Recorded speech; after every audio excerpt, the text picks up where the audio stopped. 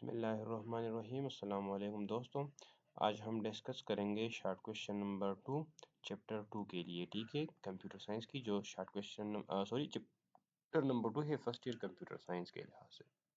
तो चलते हैं लेक्चर के रोड मैप में हम डिस्कस करेंगे। हमारे पास क्वेश्चन है define bit byte and memory word. तो इसके हम डिफिनीशंस करेंगे, उसके बाद इसको थोड़ा एक्सप्लेन करेंगे। ठीक है, तो स्टेप बाय स्टेप करते हैं इसको।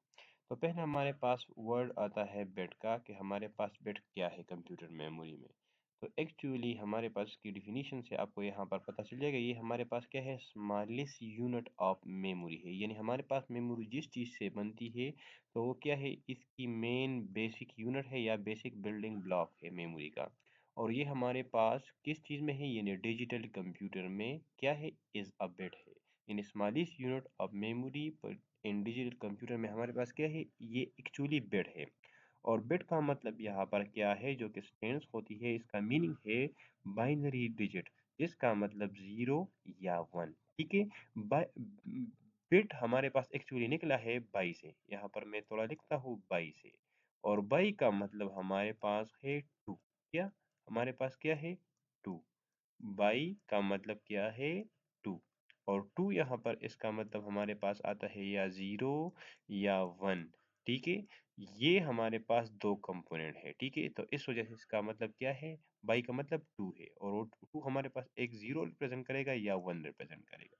ठीक है, अगर आपसे कोई पूछे कि हम आपके पास यहाँ पर बिट क्या है, तो आप इसको कह सकते हैं कि हमारे पास ये 0 क्या है, ये भी बिट है। ये 1 हमारे पास क्या है, ये भी बिट है। ठीक है। हाँ, अब नेक्स्ट चलते हैं स्टेट्स ऑफ मेमोरी। हमारे पास एक्चुअली जो मेमोरी होती है वो स्टेट्स पर मुश्तमिल होती है, यानी उसकी अपनी स्ट्रक्चर होती है, तो इसको हम स्टेट कहते हैं। तो the memory of computer consist of millions of memory cell, यानी हमारे पास मेमोरी से जो है वो मुख्तलिफ किस्म के मेमोरी के सेल से बने हुए होते हैं, मिलियंस ऑफ मेमोरी सेल से। ठीक है, तो आप यहाँ पर देख सकते हैं कि हमारे पास इस डायग्राम में देख सकते हैं कि ये हमारे पास क्या है, ये सारे के सारे जो आपको नजर आ रहा है, जिसमें हमारे पास 1 रखा गया है या 0 रखा गया है, तो इस एक को हम क्या कहते हैं, सेल कहते हैं। क्या कहते हैं इसको हम, सॉरी, इसको हम क्या कह सकते हैं, सेल। ठीक है, इस वाले एक डब्बे को हम क्या कहेंगे, सेल कहेंगे, जिसमें हमारे पास स्टोर होता है, यानी each cell contain one bit of information which represent the state of the cell. हमारे पास हर एक सेल में एक न एक बिट हमारे पास मौजूद होगा, यानी एक बिट की इंफॉर्मेशन मौजूद होगा, और वो रिप्रेजेंट करेगा स्टेट ऑफ द सेल को, यानी ये सेल की हालत को डिस्कस करेगा। और यहाँ पर स्टेट का क्या मतलब है, तो मेमोरी सेल हमारे पास दो होंगे, या स्टेट ऑन होगा या स्टेट ऑफ होगा। ऑन का मतलब हमारे पास 1 और ऑफ का मतलब हमारे पास क्या है, 0।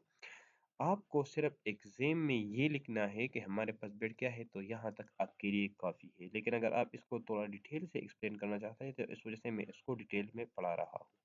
अब ऑन स्टेट हमारे पास क्या है, वो बाइनरी 1 है, और ऑफ का क्या मतलब है, हमारे पास 0 मतलब है। ठीक है, हमारे पास कंप्यूटर जो रिप्रेजेंट करता है इंफॉर्मेशन को, वो किस फॉर्म में रिप्रेजेंट करता है, बाइनरी कोड में, जो कि रिटन होता है, लिखा हुआ होता है सीक्वेंस ऑफ जीरोस एंड 1। यहाँ पर आप देखें तो ये हमारे पास क्या है, ये एक सीक्वेंस ऑफ जीरोस एंड 1 है, यानी बाइनरी कोड है। ठीक है, ये हमारे पास कुछ स्पेसिफिक इंफॉर्मेशन को रिप्रेजेंट करता है। ठीक है, अब इसके लिए मैं आपको एक इलियादा वीडियो बताऊंगा कि हमारे पास एक्चुअली जो इंफॉर्मेशन है, ए हो गया, बी हो गया, सी हो गया, कंप्यूटर प्रोसेसर में या मेमोरी में वो किस तरह रखा हुआ होता है, या इसका क्या मतलब होता है।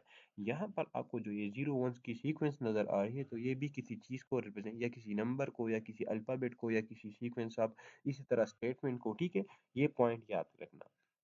अब कंप्यूटर में हमारे पास बहुत ज़्यादा बिट्स जो है वो कंबाइन होते हैं, और अपने साथ इसको मतलब जब ये मुख्तलिफ किस्म के बिट्स को कंबाइन कर रहे होते हैं, तो वो हमारे पास रिप्रेजेंट करते हैं कुछ इंफॉर्मेशन को, स्पेसिफिक इंफॉर्मेशन ये हमारे लिए रिप्रेजेंट करेगा।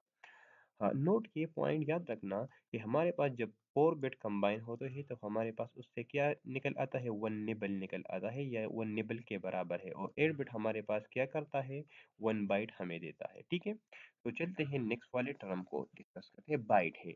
बाइट की डिफिनीशन हमारे पास है, अ ग्रुप या combination of odd bit is known as byte. हमारे पास जब 8 बिट्स इकट्ठे आते हैं एक सीक्वेंस में या एक कंबाइंड फॉर्म में, तो इसको हम बाइट का नाम देते हैं, ठीक है। तो यहाँ पर आप देख रहे हैं ये एक हमारे पास बिट है, ये भी बिट है, ये भी बिट है। जब ये हमारे पास 8 एनी कम्बिनेशन यानी 10 जितनी भी उसकी रैंडम कम्बिनेशन जब हमारे पास आती है, तो ये हमें क्या देती है, एक बाइट का इंफॉर्मेशन देती है, ठीक है। अब एक एक्सप्लेनेशन करते हैं। बाइट हमारे पास क्या है, ये एक basic unit of computer memory है। वहाँ पर हमने कहा था कि हमारे पास जो है वो डिजिटल कंप्यूटर में जब हम मेमोरी को मतलब बेसिक बनाते हैं या बिल्डिंग ब्लॉक बनाते हैं, तो वो 0 1 से निकल आता है। लेकिन हमारे पास जितनी भी इंफॉर्मेशन रिप्रेजेंट होती है, तो वो कंप्लीट बाइट जो है वो हमें बताता है, ठीक है।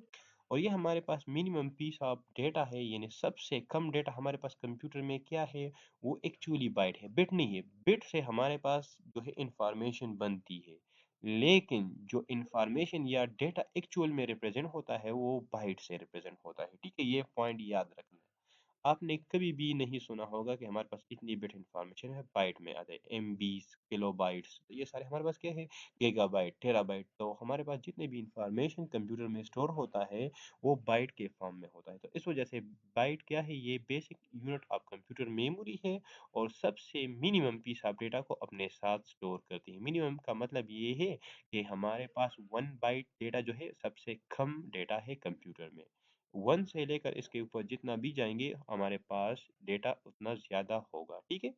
मतलब मैक्सिमम पीस की तरफ हम जाएंगे, डेटा की तरफ। अब हमारे पास 1 बाइट ऑफ मेमोरी जो है वो हमारे पास ज़रूरी है, ताकि हम स्टोर करें किस चीज़ को, 1 कैरेक्टर को कंप्यूटर में, ठीक है। तो हमारे पास अगर हम ए स्टोर करना चाहते हैं, तो इसके लिए भी हमारे पास कंप्लीट 1 बाइट की ज़रूरत है, यानी 1 बाइट मेमोरी इसके लिए ज़रूरी होगी। और ये हमारे पास 1 बाइट की मेमोरी में आएगा। इस तरह ये स्मॉल ए हो गया, इस तरह बी हो गया। इसी तरह हमारे पास ये asterisk symbol, plus minus multiply, जितने भी हमारे पास कीबोर्ड में हर कैरेक्टर के लिए हमारे पास कितनी मेमोरी रिक्वायर्ड होगी, 1 बाइट ऑफ मेमोरी इसके लिए रिक्वायर्ड होगी। ये पॉइंट याद रख लेना। अब हमारे पास कंप्यूटर मेमोरी जो होता है वो मैयर होता है या रिप्रेजेंट होता है मल्टीपल ऑफ बाइट्स में। फॉर एग्जांपल आप देख सकते हैं कि हमारे पास 500 जीबी यानी 500 गीगाबाइट्स, ये हमारे पास क्या है, बाइट्स। अगर आप देखें यहाँ पर बिट नहीं बाइट आया है, ठीक है। तो ये हमारे पास क्या है, हार्ड डिस्क की रिप्रेजेंटेशन के लिए हमारे पास यूज है। तो इसमें हमारे पास कितनी डेटा आता है, 500 बिलियंस ऑफ डेटा इसमें आता है। तो ये आप जहन नशीन कर लेना, ठीक है। इतनी बड़ी डेटा या मैक्सिमम पीस ऑफ डेटा इसमें स्टोर होता है, कितनी स्टोरेज में, कितनी बाइट में, 500 गीगाबाइट में, ठीक है। अब हमारे पास लास्ट नंबर वर्ड है मेमोरी वर्ड का। मेमोरी वर्ड हमारे पास क्या है, ये smallest chunk of data. Chunk का मतलब है कि हमारे पास ग्रुप या इसको आप पीस भी बोल सकते हैं, ठीक है। ये पॉइंट याद रखना है, ग्रुप या पीस ऑफ डेटा, जो कि हमारे पास कंप्यूटर प्रोसेसर इसको एक साथ जो है वो प्रोसेस करता है। ये smallest chunk of data that a computer can process, यानी हमारे पास कंप्यूटर का प्रोसेसर इसको प्रोसेस करता है, यानी कंबाइन फॉर्म में। कंबाइन का मतलब है मल्टीपल डेटा एक साथ जब कंप्यूटर प्रोसेस करता है, तो यानी प्रोसेसर की सलाहियत ये हमारे पास असल में बताती है। तो इसको हम क्या कहते हैं, मेमोरी वर्ड कहते हैं, यानी ग्रुप ऑफ बिट्स या ग्रुप ऑफ बाइट डेटा जो कंप्यूटर उसको एक साथ प्रोसेस कर सकता है एक ही साइकिल में। साइकिल का मतलब है डेटा इनपुट हो गया, उस पर अंडरस्टैंडिंग हो गई यानी डिकोडिंग हो गया, उस पर एग्जीक्यूशन हो गई और उसको स्टोर हो गया। ये कंप्लीट एक साइकिल है। तो इसमें हमारे पास जब डेटा प्रोसेस होता है एक ग्रुप फॉर्म में, तो उसको हम नाम देते हैं मेमोरी वर्ड का। अब ये हमारे पास एक fix size piece of data होता है, जो कि हैंडल करता है कि किस चीज हैंडल करता है एज यूनिट यानी एज अ ग्रुप। और ये कि कौन हैंडल करता है, कौन प्रोसेस करता है, तो प्रोसेसर, ठीक है। हाँ, अब अगर यहाँ पर देखें तो हमारे पास ये क्या है, ग्रुप ऑफ बिट्स है, ठीक है, जो कि हमारे पास बाइट देती है। तो यहाँ पर देखें तो हमारे पास मल्टीपल जो है, आप इसको कहेंगे ग्रुप ऑफ बिट्स भी इसको आप बोल सकते हैं, या ग्रुप ऑफ बाइट, क्योंकि हमारे पास 1 बाइट, 2 बाइट, 3 बाइट, 4 बाइट, इसी तरह का हम जब रिप्रेजेंटेशन करते हैं, तो ये हमारे पास क्या है, ये एक वर्ड बनाता है। एक बिट से या एक बाइट से वर्ड नहीं, 2 बाइट्स या 3 बाइट्स या 4 बाइट से हमारे पास एक्चुअली वर्ड आता है, मेमोरी वर्ड, ठीक है। अब वर्ड साइज की तरफ बढ़ते हैं। वर्ड साइज क्या है, तो the number of bit in a word is called the word size. हमारे पास इस वर्ड में अगर आप देखें कितने नंबर ऑफ बिट्स मौजूद है तो इसको हम वर्ड साइज कहते हैं, ठीक है। अब वर्ड साइज हमारे पास आज के की जो मॉडर्न कंप्यूटर है उसमें रेंज करती है, मतलब मुख्तलिफ किस्म की होती है। 16 बिट, 32 बिट एंड 64 बिट होती है, जो कि साइज ऑफ द कंप्यूटर के ऊपर डिपेंड करते हैं, मतलब कंप्यूटर के प्रोसेसर पर ये डिपेंड करता है। पर्पज ऑफ वर्ड साइज, हमारे पास एक्चुअली इस वर्ड साइज की मतलब क्या है, या वर्ड साइज का हमारे पास इसका मकसद क्या है। तो a computer that has a bigger word, हमारे पास जो कंप्यूटर की बिगर वर्ड साइज होगी तो ये ट्रांसफर करती है मोर बिट्स इनटू द माइक्रो प्रोसेसर। यानी हमारे पास जब कंप्यूटर की वर्ड साइज बिगर है, लार्ज है, 16 के बजाय 32 है या 32 के बजाय 64 है, तो इसका मतलब ये है कि हमारे पास प्रोसेसर के लिए ज़्यादा डेटा ट्रांसफ़र होता है ताकि उसको प्रोसेस कर सके। और ये जब हमारे पास, अगर आप ऐसा कहें कि हमारे पास एक प्रोसेसर है वो 16 बिट डेटा को प्रोसेस करता है, दूसरा है वो 32, दूसरा है 64, तो आप सोच में आपकी सोच क्या है कि हमारे पास कौन सा वाला प्रोसेसर सबसे ज़्यादा डेटा प्रोसेस करता है एक ही टाइम में, एक ही मतलब सारे का सारा एक एक मिनट लगाते हैं, कितना मतलब कौन सा वाला हमारे पास जो प्रोसेसर है वो ज़्यादा डेटा प्रोसेस करेगा। उमूमन हमारे पास ये 64 वाला है, क्योंकि ये हमारे पास हम ज़्यादा डेटा इसको मतलब चाहिए ताकि उसको प्रोसेस कर सके। तो इस बेस पर हमारे पास जो डेटा की प्रोसेसिंग स्पीड है वो ज़्यादा हो जाएगी। जिस तरह हमारे पास मेमोरी वर्ड साइज़ होती है तो कंप्यूटर मेमोरी में हमारे पास प्रोसेसर की साइज़ भी ज़्यादा होगी।